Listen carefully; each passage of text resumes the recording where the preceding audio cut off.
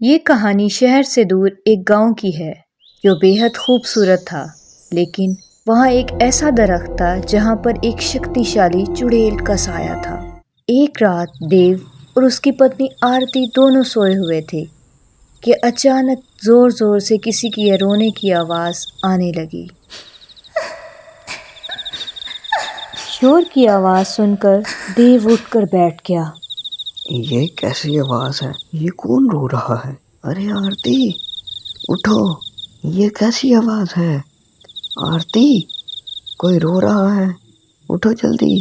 شور کی آواز سن کر آرتی بھی اٹھ جاتی ہے۔ ارے یہ کیسی آواز ہے؟ لگ رہا ہے جیسے کوئی رو رہا ہے۔ مجھے تو لگ رہا ہے ہمارے گھر کے باہر ہے کوئی۔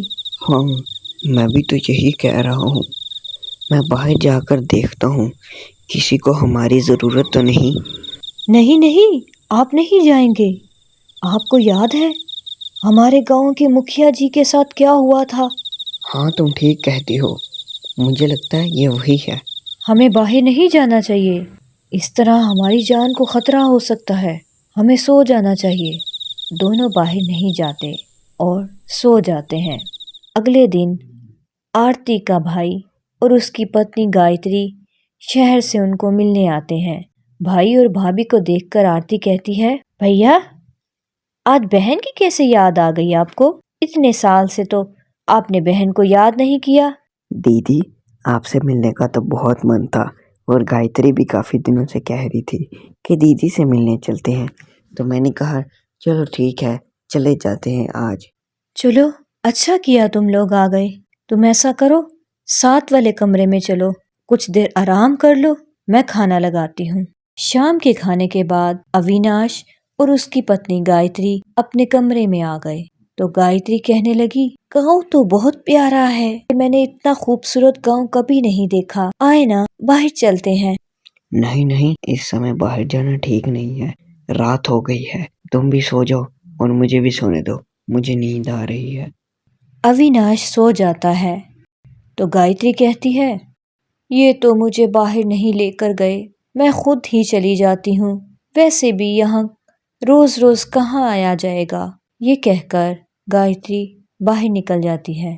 جو وہ گھر سے باہر آتی ہے تو کہتی ہے، واہ یہ گاؤں کتنا خوبصورت ہے، ہر طرف درخت ہی درخت ہیں، ہر چیز بہت پیاری ہے، شہر میں تو ایسا کچھ دیکھنے کو ہی نہیں ملتا۔ چلو آگے چل کر دیکھتے ہیں یہ کون سا اتنا بڑا گاؤں ہے۔ چلتے چلتے وہ تھوڑی دور آ جاتی ہے۔ ارے یہاں تو بہت سناٹا ہے، کوئی بھی نہیں جاگ رہا، شہر میں تو اس سمے سب جاگ رہے ہوتے ہیں، آگے بھی کچھ نظر آ رہا ہے، چلو وہاں بھی چلتی ہوں، دیکھتی ہوں اس گاؤں میں کیا کیا ہے۔ چلتے چلتے وہ ایک درخت کے پاس جا پہنچتی ہے۔ ارے یہ تو بہت خوفناک سا درخت ہے، عجیب سناٹا ہے، مجھے گھر جانا چاہیے۔ گایتری گھر جانے لگتی ہے تو اس سے آگے چلا نہیں جاتا، ایسا لگتا ہے جیسے کسی نے اس کے پاؤں کو جکڑ لیا ہوتا ہے۔ ارے یہ کیا ہو رہا ہے مجھے؟ اویناش وہ رونے لگتی ہے۔ اویناش مجھے بچا لے، اویناش۔ روتے روتے گایتری بے ہوش ہو کر گر جاتی ہے۔ باقی کے لوگ جب گایتری کو گھر نہیں پاتے تو وہ ڈھونڈتے ڈھونڈتے اس درخت کی طرف چلے آتے ہیں جہاں گایتری بے ہوش پڑی ہوتی ہے۔ ارے یہ یہاں کیسے آ گئی؟ اویناش اس کو جلدی سے اٹھاؤ میرے بھائی، اور جلدی گھر چلو۔ اویناش اس کو اٹھا لیتا ہے، سب گھر آ جاتے ہیں، لیکن گایتری ابھی تک بے ہوش ہوتی ہے، سبھی گھر والے بھی سو جاتے ہیں۔ اگلی رات گایتری پھر اسی درخت کے پاس چلی جاتی ہے اور کسی کو کچھ نہیں بتاتی۔ جب اویناش کی آنکھ کھلتی ہے تو گایتری وہاں نہیں ہوتی، وہ باقی لوگوں کو بھی اٹھا لیتا ہے۔ اے بھگوان، اس لڑکی کو اب نامعلوم کیا ہو گیا ہے، یہ اس رات کے سمے باہر کیوں چلی جاتی ہے؟ وہ ضرور اس درخت کے پاس گئی ہوگی، اور اس درخت پر تو ایک چڑیل کا سایہ بھی ہے۔ جب وہ درخت کے پاس پہنچے تو گایتری وہاں پر پہلے سے موجود تھی۔ گایتری ان کو دیکھ کر ناچنے لگ گئی اور کچھ عجیب عجیب آوازیں نکالنے لگی۔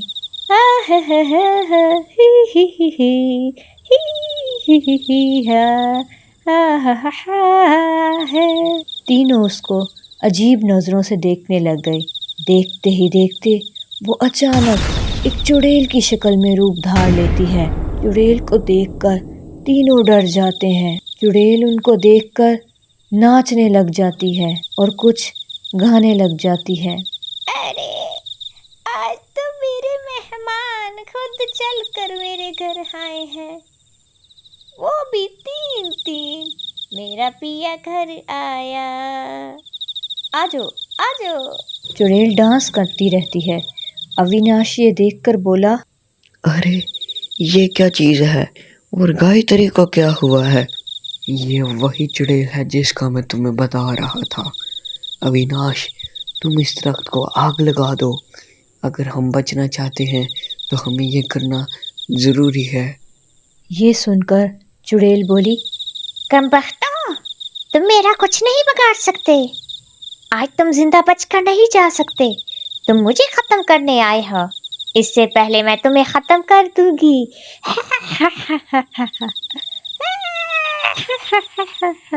راہل نے موقع پاتے ہی اس درخت کو آگ لگا دی۔ آگ لگتے ہی چڑیل کو بھی آگ لگ گئی۔